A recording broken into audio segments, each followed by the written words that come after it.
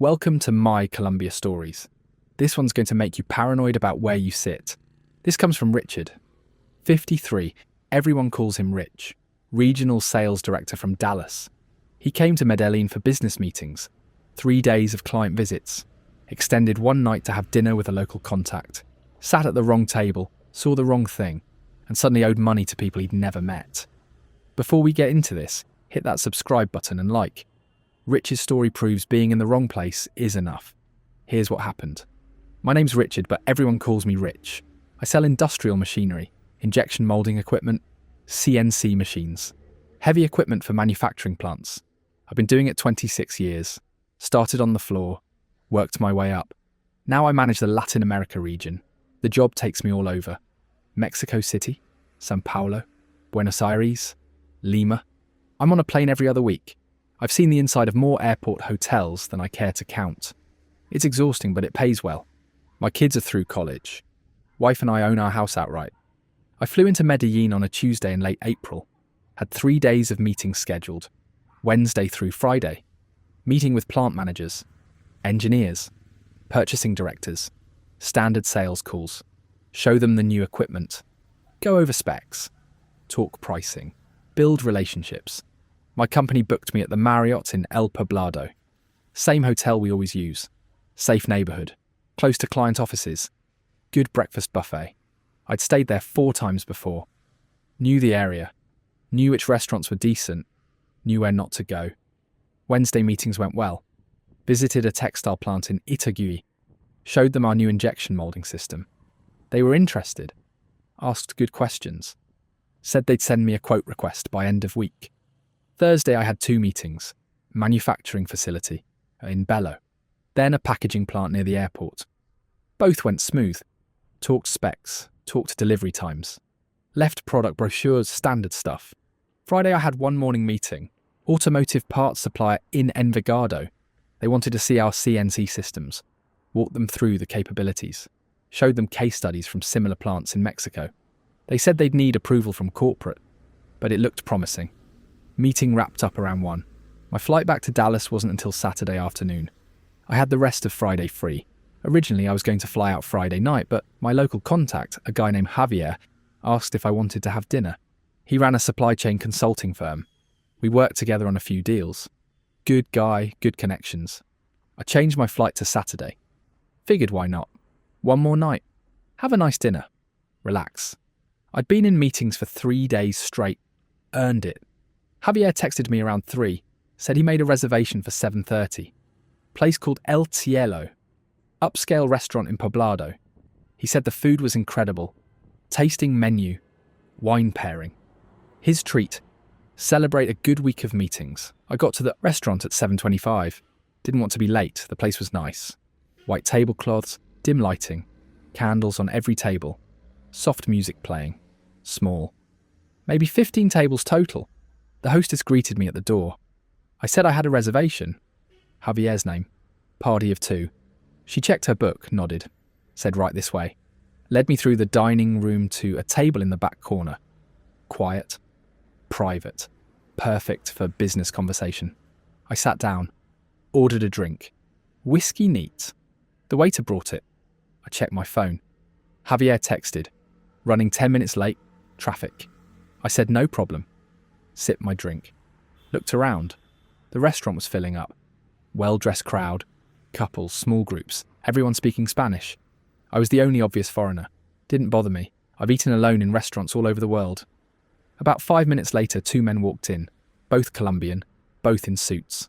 One was older. Maybe 60. Grey hair, expensive watch. The other was younger. 40 or so. Clean cut. They walked past the hostess. Didn't check in. Walked straight to the back. Straight to my table. The older man stopped. Looked at me. Looked at the table. Said something in Spanish. I didn't understand. I said, sorry. I don't speak Spanish. He switched to English. Heavy accent, but clear. He said, you're in my seat. I said, I'm sorry, what? He said, this is my table. I have a reservation. I said, I have a reservation too. I showed him my phone. Javier's name, 7:30. He looked at it, shook his head, said there's been a mistake. The younger man said something to him in Spanish. Fast. The older man nodded, turned back to me, said it's fine. You can stay. But we need this table at 8. I said, okay. My friend should be here any minute. We'll be quick. They walked to the bar, sat down, ordered drinks. I went back to my phone, texted Javier, asked how far out he was. No response. 7:45. Still no Javier. I texted again. Nothing. Called him. Straight to voicemail. That was weird. He'd never stood me up before. The waiter came by, asked if I wanted to order. I said I'm waiting for someone. He said, take your time. Brought me another whiskey. Around 7:50, the 2 men from earlier came back to my table. The older one said, your friend's not coming. I said, excuse me. He said, your friend, he's not coming. You need to leave now. I said, I'm waiting for him. He said, no, you're leaving. The younger man stepped closer, stood right behind my chair.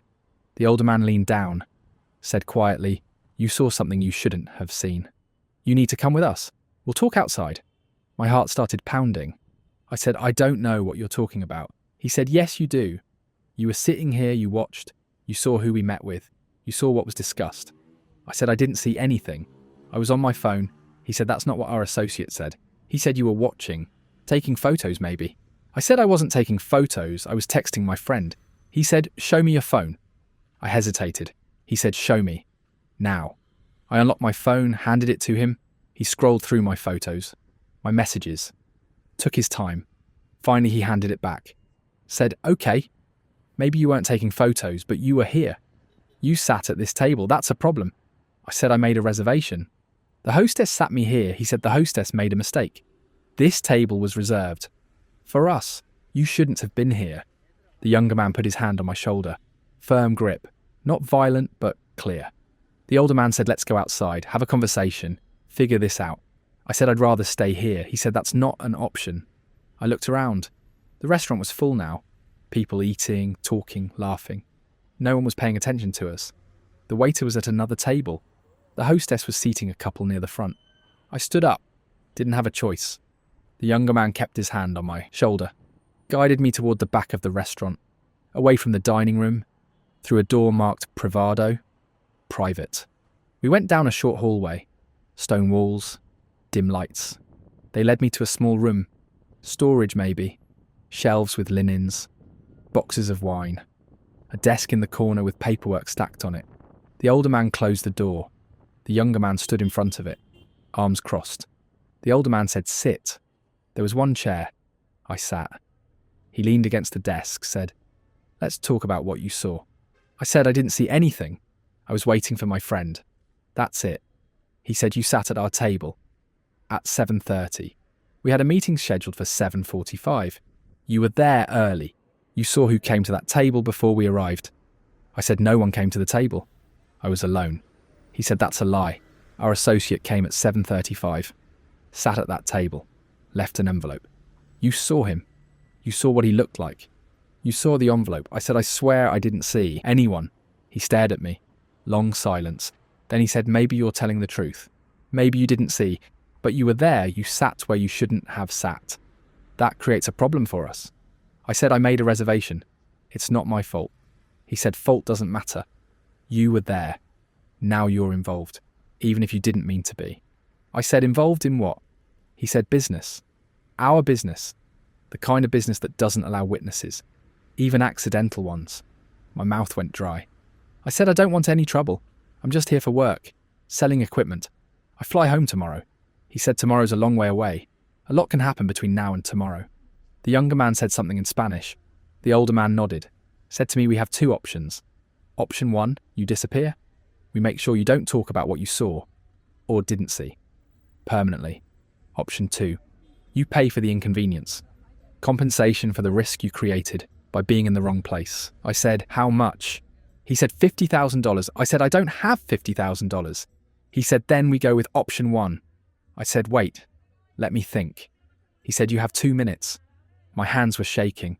I tried to think, tried to figure out if this was real, if they were serious. The guns on both their hips said they were serious. I said, I can get you money. Not 50,000, but something. He said, how much? I said, maybe 10,000. He said, that's not enough. I said, it's all I have access to right now. Bank accounts, credit cards, maybe 10. He thought about it. Said 20. You get us 20,000. Tonight. Then this is over. You fly home tomorrow. Forget this happened. We forget you are here. I said I can't get 20,000 tonight. ATMs have limits. My cards have limits. He said, figure it out. You're a businessman. You solve problems. Solve this one. The younger man opened the door, said something in Spanish. Another man came in. Bigger. Tattoos on his neck. He stood next to me. Didn't say anything, just stood there. The older man said, we're going to drive around. Visit some ATMs. Visit some places that take cards. You're going to get us $20,000. If you cooperate, it takes a couple hours. If you don't cooperate, it takes longer. And ends worse. I said, okay, I'll cooperate. He said, smart, let's go. We went out the back door of the restaurant. Into an alley. A black SUV was parked there. Tinted windows. Engine running. The big guy with the tattoos opened the back door. Told me to get in. I got in. He got in next to me. The younger man got in the driver's seat. The older man got in the passenger seat. We pulled out of the alley. Started driving. No one said anything for a while. Just drove through Poblado, past bars, past restaurants, past my hotel. I could see the Marriott sign. So close. Might as well have been 100 miles away. The older man turned around, said, we're going to make this simple. You take out as much as you can from ATMs. We go to a few places. You buy some things. Gift cards, electronics, whatever works. We add it up. When we hit 20,000, you go home. I said, what if I can't get 20,000? He said, then we keep trying until you do. Or until we decide it's not worth the effort. I didn't ask what happened if they decided that. We stopped at an ATM, bank branch in Poblado. Closed for the night, but the ATM was outside. The big guy got out with me. Stood close. I put in my card, withdrew 2 million pesos, about $500. Handed it to him. He counted it. Nodded. We got back in the car. Second ATM. Different bank. Same process. 2 million pesos. The big guy took it. We drove to a third, then a fourth. By the fifth ATM, I'd hit my daily limit. Transaction declined. The older man said, how many cards do you have? I said 2. Personal and corporate. He said, use the other one. I used my corporate card. Withdrew another 2 million pesos. Then another. Hit the limit on that one too. Total from ATMs, 12 million pesos, $3,000. The older man said, okay, that's a start. Now we need 17,000 more. I said, I can't get 17,000 more tonight. He said, we'll see. He made a call, spoke Spanish. Fast, I didn't catch much. He hung up, said we're going to meet someone. We drove for 20 minutes. Left Poblado. Went to a neighborhood I didn't recognize. Industrial area, warehouses, closed businesses. Dark. The SUV pulled into a parking lot behind a building. Another car was already there. White sedan. A man got out of the sedan, walked over to our SUV. The older man rolled down his window. They talked in Spanish.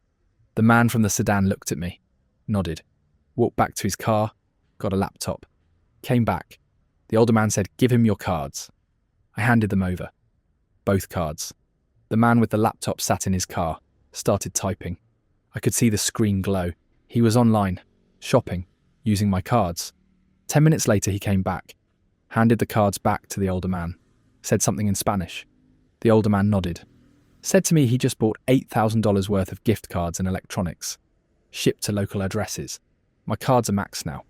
I said both cards. He said both cards. I said my company's going to see those charges. He said that's your problem, not mine.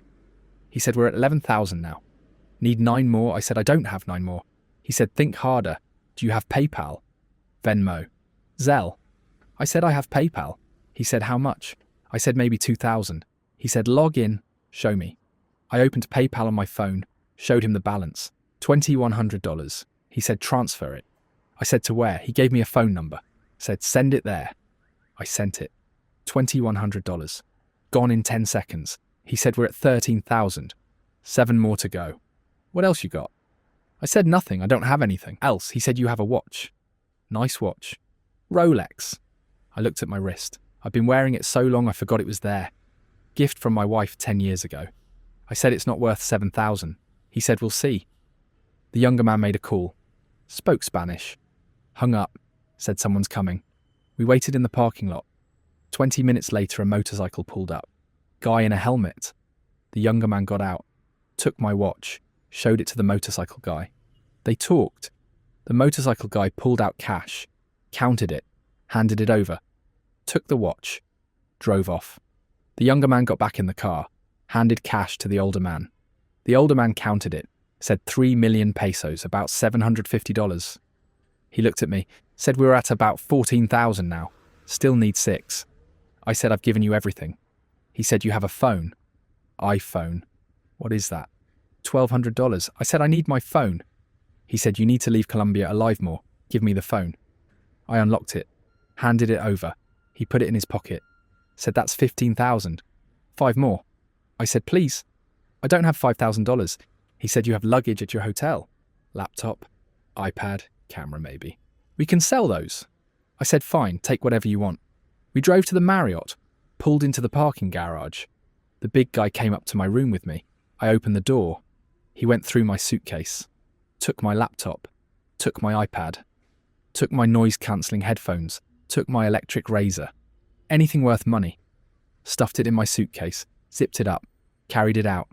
We went back to the SUV, drove to another location, some guy's apartment. The big guy carried my stuff inside. Came back 5 minutes later, empty-handed. Got in the car, said something in Spanish. The older man nodded. He said we got another 2,000 for your electronics. That's 17,000 total. He looked at me, said close enough. You're 3,000 short, but we're tired. You're free to go. I said what about my phone, my laptop? He said gone. Consider it the inconvenience fee for sitting at our table. You're lucky we're letting you leave. The younger man pulled over. We were back in Poblado, 2 blocks from my hotel. The big guy opened my door, told me to get out.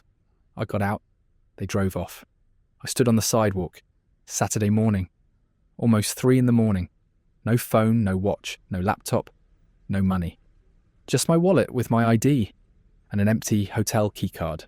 I walked back to the Marriott, went to my room, sat on the bed, tried to process what just happened. 5 hours ago I was having a drink at a nice restaurant waiting for a colleague. Now I was down $17,000. And I still didn't understand why. I couldn't sleep. Sat on the bed until sunrise. Around 7 I went down to the lobby, used the hotel computer, logged into my bank accounts, saw the damage. Personal account, 4 ATM withdrawals, $2,000 gone. Corporate card, 4 ATM withdrawals plus 8,000 in online purchases, 10,000 gone. PayPal, 2,100 transferred out. Total, 14,100, plus the watch, about 3,000. Laptop and iPad, another 2,000. Total actual loss, $19,100, close enough to their 20,000 demand. I called my company from the hotel phone, told my boss someone stole my corporate card, ran up charges. He asked how. I said I don't know. Must have skimmed it somewhere. He said file a police report, call the card company. I said I will. I called the police, tried to explain what happened. They asked where it happened. I said a restaurant called El Cielo. They said they'd send someone. No one ever came. I called Javier. My phone was gone, but I remembered his number. Asked why he stood me up. He said he didn't stand me up. He showed up at 7:45. I wasn't there. The hostess said I'd left. He waited 20 minutes. Texted me, called me, no response. Finally he left. I said I was there at 7:30. The hostess sat me at a table in the back. He said that's weird. He made the reservation for 7:45, not 7:30. He reserved a table near the front, not the back. That's when it clicked. The hostess sat me at the wrong table. The table they had reserved. I was sitting there when I shouldn't have been. Whether I saw anything or not didn't matter. They thought I might have. Or they needed an excuse. Either way I was there, wrong place, wrong time. I tried to dispute the charges with my bank. They denied most of them. Said I authorised the ATM withdrawals. Used my PIN. The online purchases were harder to dispute. Took 3 months, but they eventually refunded 5,000. That left me down 14,000 personal money. My company covered their card, wrote it off. But it went on my record. Security incident. Had to do extra training on card protection. Felt humiliating explaining it to HR. I never got my watch back, never got my laptop back. My wife was upset about the watch. Not because of the money, because of what it meant. 10 years, our anniversary, gone to some guy on a motorcycle who paid $750 for a $3,000 watch. I filed a full report with Dallas PD when I got home. They said they'd contact Colombian authorities. I never heard anything back. I looked up El Cielo after. It's a real restaurant. Well reviewed, popular with business people. The hostess probably didn't know she was seating me at a table reserved for something else. Or maybe she did. Maybe she got paid to make that mistake. I don't know if what they said was true. If someone really left an envelope at that table. If I really saw something I shouldn't have. Or if it was all theatre. A setup from the start. Javier's reservation getting confused. The hostess seating me wrong. Them showing up angry. The whole routine. Maybe they do this every week. Different restaurant. Different table. Different tourist. Sit them in the wrong spot. Come in angry. Take them to the back room. Threaten them. Take everything. Or maybe it was real. Maybe saw the wrong thing and paid to walk away. Either way, it cost me $19,000 for sitting down at a restaurant, for waiting for a friend who didn't show up when I thought he would. I still travel for work, still go to Latin America, but I don't extend trips anymore. Don't have dinners with local contacts. Don't sit at restaurants alone. Fly in, do meetings, fly out. That's it. My wife asked me what happened to the watch. I told her I got mugged. She asked if I was okay. I said, yeah, I was okay. I wasn't. Still not. $19,000. 5 hours. One table. Wrong place. Wrong time. That's Rich's story. This is my Colombia stories. Next one's coming at you soon.